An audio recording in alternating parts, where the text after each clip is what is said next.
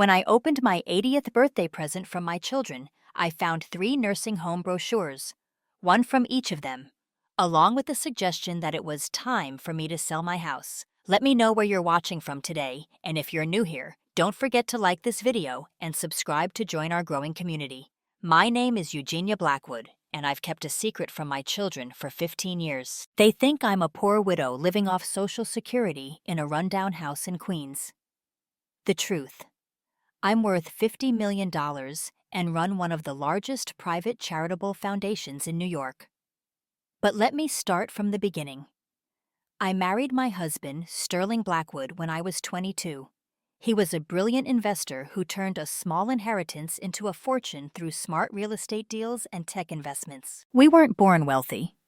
Sterling grew up in a working-class family in Brooklyn, and I was the daughter of immigrants who ran a small grocery store. Perhaps that's why we never forgot the value of a dollar, even when we had millions. We met at a community college where we were both taking night classes.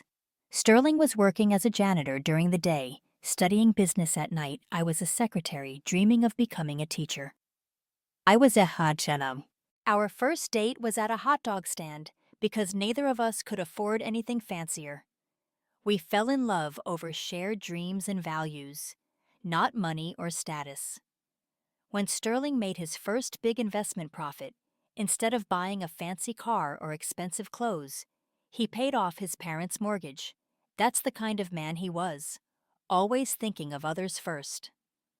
As his success grew, so did our commitment to helping those less fortunate. We had 3 children: Percival, now 52, a prominent cardiologist; Octavia, 49, a fashion designer with her own boutique label; and Dashiell, 45, who's had more business ventures than I can count, none lasting more than a year.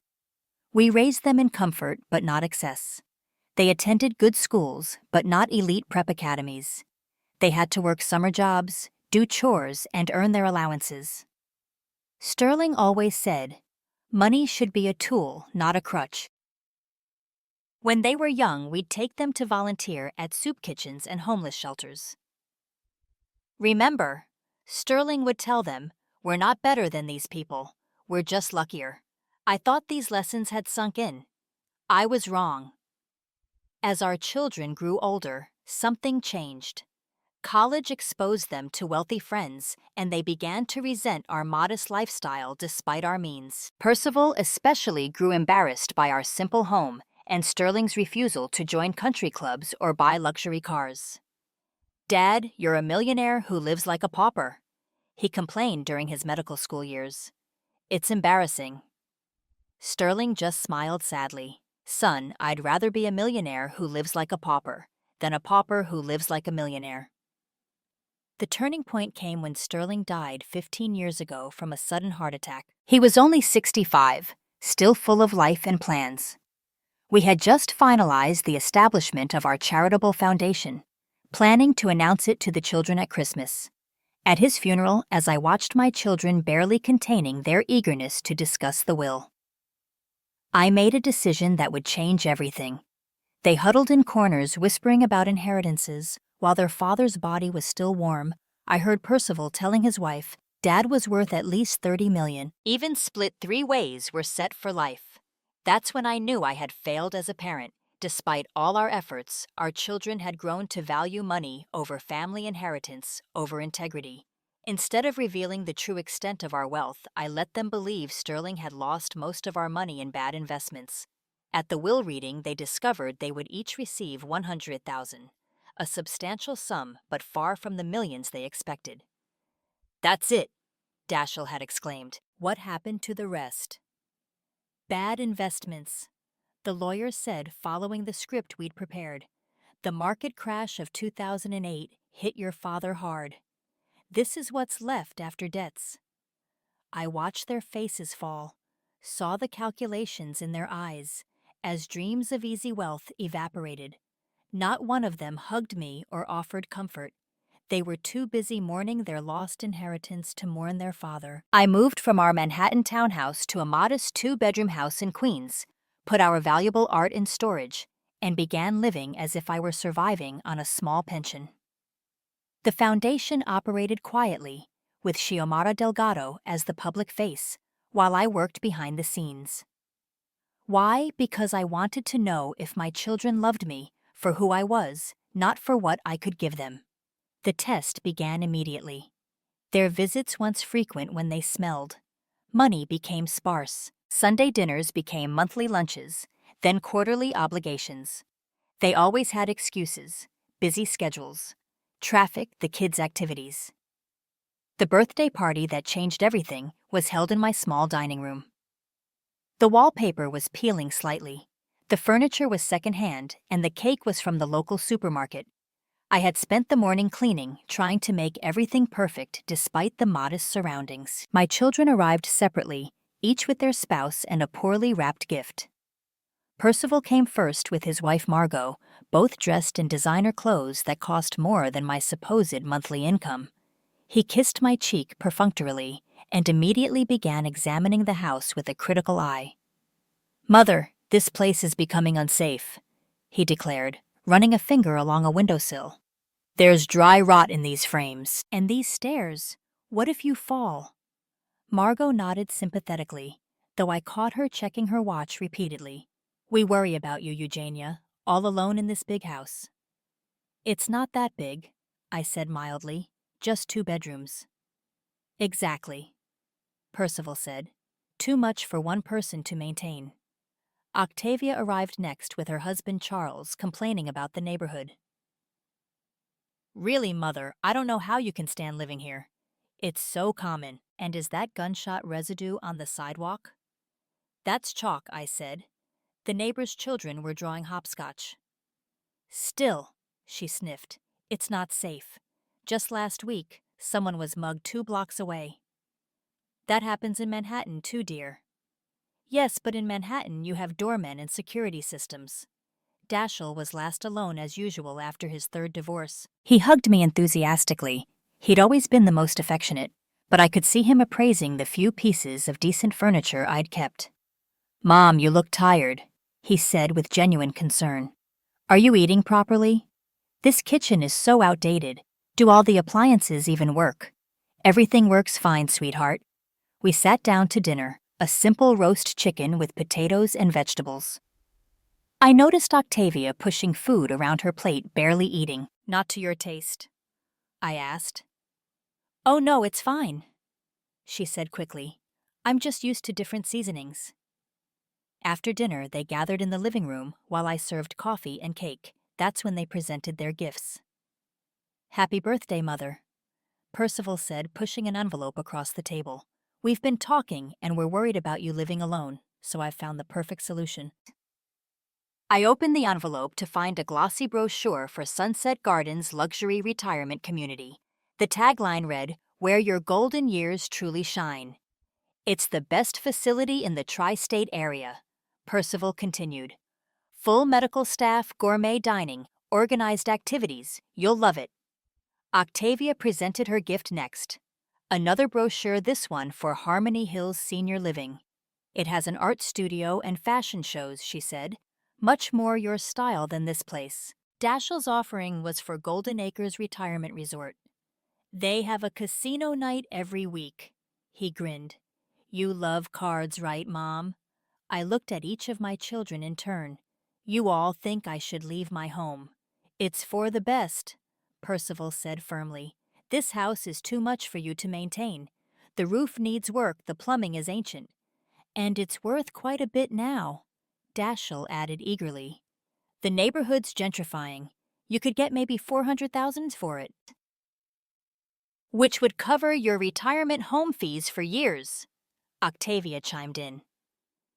"You'd have no more worries about maintenance or property taxes." I set down my coffee cup carefully. "You've all given this a lot of thought." "We have." Percival said, "We even met last month to discuss options." "Without me." He had the grace to look slightly ashamed. "We didn't want to worry you until we had solid plans." "I see." "And what would happen to my things? My furniture, my books, my photos?"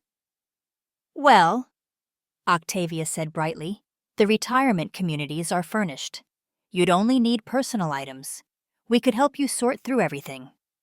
By sort through, she meant sell or discard. I'd overheard enough conversations to know that. Let me think about it, I said, gathering the brochures. This is a big decision. They left soon after, clearly pleased with themselves. But Dashiell forgot his phone, and when he came back to get it, I overheard him on a call in the hallway. Yeah, we gave her the brochures. She seemed receptive. Once we sell the house, we'll each get about $130,000 after her retirement home is paid for. No, she doesn't have anything else, I checked. The old man lost it all in the market. Yeah, the jewelry might be worth something, but not much. The important thing is getting her to agree before the house needs major repairs. If you're still here, let me know where you're watching from today. Don't forget to like and subscribe to support more content like this. I sat in my kitchen after they left holding the 3 brochures. Each facility cost between $5,000 and $8,000 per month. My children had carefully calculated how long my house money would last and how much would be left for them. I spent the night awake remembering better times. Percival's first steps. Octavia's ballet recitals. Dashiell's Little League games. Sterling teaching them to ride bikes. Helping with homework. Telling bedtime stories. We had given them everything. Love, education, opportunities. Where had we gone wrong? The next morning, I called Xiomara Delgado, my foundation's executive director, and the only person who knew the truth about my wealth. They want to put me in a home, I told her. Oh, Eugenia, she sighed. Are you finally ready to tell them? Yes, but not the way they expect. I want to call a family meeting, and I want you to prepare the full presentation.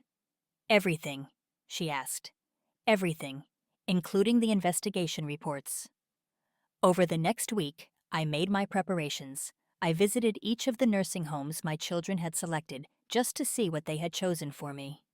Sunset Gardens was sterile and medical, like a hospital with better wallpaper. The luxury was superficial. Marble lobbies but tiny rooms. Fancy menus but institutional cooking. I watched residents sitting alone in common areas, staring at televisions or out windows. Harmony Hills was pretentious, full of artificial activities designed to keep residents busy but not engaged. The art studio was a converted supply closet. The fashion shows were residents modeling outdated clothes from a local thrift store. Golden Acres was the worst. Understaffed and overpromising, with a casino night that turned out to be penny slots in a converted storage room. The smell of disinfectant couldn't quite mask other less pleasant odors. At each facility, I asked about visiting policies. Oh, we encourage family visits, they'd say brightly. During designated hours, of course, and with proper sign-in procedures. For security, you understand. I understood perfectly. These places were designed to warehouse the elderly to keep them safe and out of sight. My children hadn't looked for places where I'd be happy. They'd looked for places where I'd be contained. I also had my lawyer update all my documents one final time and arranged for a private investigator to do a deep dive into my children's finances. What I learned broke my heart. Percival, despite his successful practice, was deeply in debt from maintaining a lifestyle beyond his means. He had 2 mortgages, leased luxury cars, and children in private schools he couldn't afford. His wife's shopping addiction had maxed out their credit cards, and they were borrowing from retirement accounts to maintain appearances. Octavia's fashion line was failing. She'd been borrowing money from friends and maxing out credit cards to keep up appearances.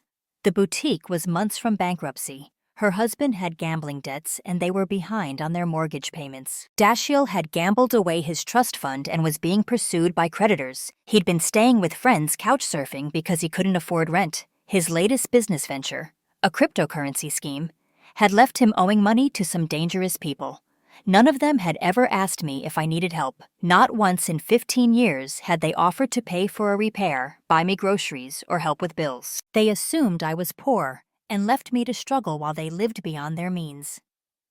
The family meeting was scheduled for the following Saturday at the offices of Whitmore and Associates, my law firm. I told my children. I'd made the decision to sell the house and wanted to sign the papers with everyone present. They arrived early, dressed in their best clothes, barely containing their excitement. I watched them from the reception area, saw how they joked and laughed together, already spending money they thought was coming their way. Mothers finally being sensible. I heard Percival say about time. Octavia replied, I was worried we'd have to get power of attorney. The house money will solve so many problems. Dashiell added, maybe I can finally get those guys off my back. Mrs. Blackwood. The receptionist called. They're ready for you in the conference room. I walked in, still wearing my simple dress and comfortable shoes. The conference room was imposing, floor-to-ceiling windows overlooking Central Park, a massive mahogany table, leather chairs. My children looked confused. Mother, Octavia said, I think we're in the wrong place. This seems far too expensive for. Please sit down, I said, taking my place at the head of the table. Xiomara entered with several assistants, wheeling in presentation materials. My children exchanged puzzled glances. Thank you all for coming, I began. I've asked you here today because it's time you learned the truth. A screen lowered from the ceiling and Xiomara began the presentation. The Blackwood Foundation, she announced as the logo appeared on screen, established in 2008 by Eugenia. And Sterling, Blackwood is one of the largest private charitable organizations in New York State. My children's mouths fell open as slides showed our various initiatives: homeless shelters, scholarship programs, medical research grants, arts funding. Our current assets, Xiomara continued, total approximately $50 million. What is this? Percival demanded. Some kind of joke. Your father didn't lose our money, I said quietly. We kept it secret because we wanted you to build your own lives, find your own success.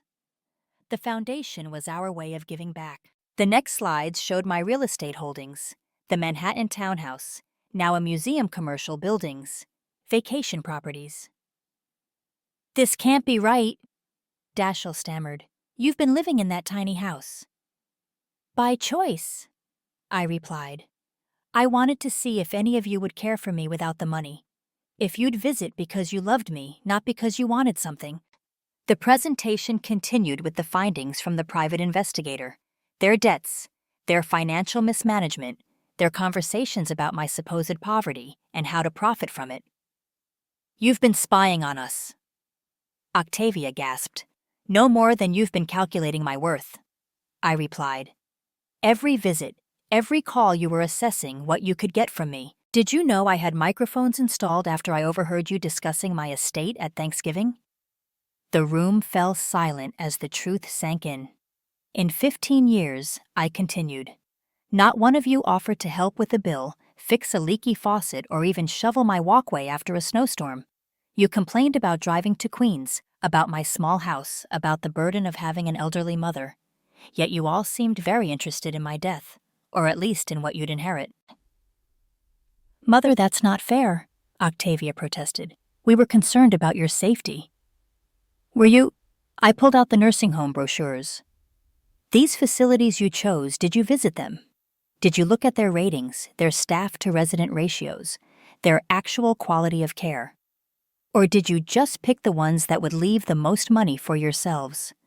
None of them could meet my eyes. I visited each one. I continued. Sunset Gardens has been cited 3 times for patient neglect. Harmony Hills has a D rating from the State Health Department. Golden Acres is under investigation for Medicare fraud. These are the places you chose for your mother. We didn't know, Dashiell mumbled, because you didn't care enough to check. You saw the prices and calculated how much would be left over. That's all that mattered to you. Xiomara advanced to the next slide, showing the Foundation's latest project, a state-of-the-art senior living community that provided actual luxury care at affordable rates. This is Blackwood Gardens, she said. Opening next month, it offers real dignity for seniors, private apartments, genuine activities, excellent medical care, and most importantly, respect for our residents as individuals, not inventory. You built this, Percival asked, stunned. We built this because places like the ones you chose shouldn't exist. I said, because every elderly person deserves dignity regardless of their bank account. I have one more announcement. I said, I'm not going to a nursing home. I'm moving back to Manhattan to a penthouse I bought last year. And regarding your inheritance. They leaned forward eagerly. There isn't one. The entire estate is already in the foundation's trust, irrevocable. You'll each receive a stipend of $2,000 per month for the next year, enough to help you get your affairs in order, but not enough to continue living beyond your means. The explosion was immediate. You can't do this! Percival shouted, his face red.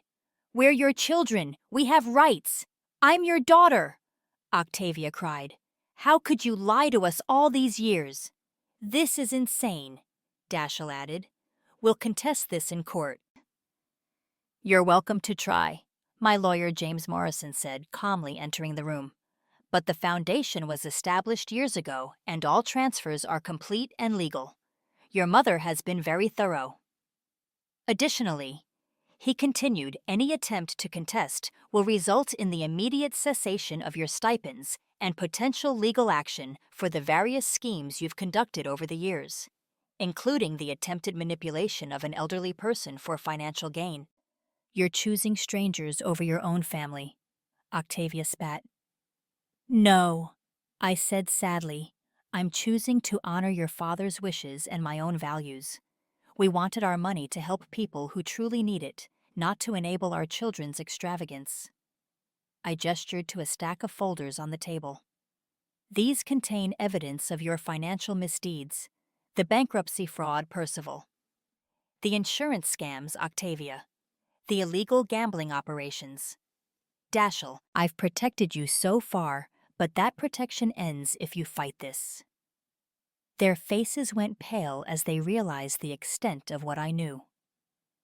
However, I continued. There is another option.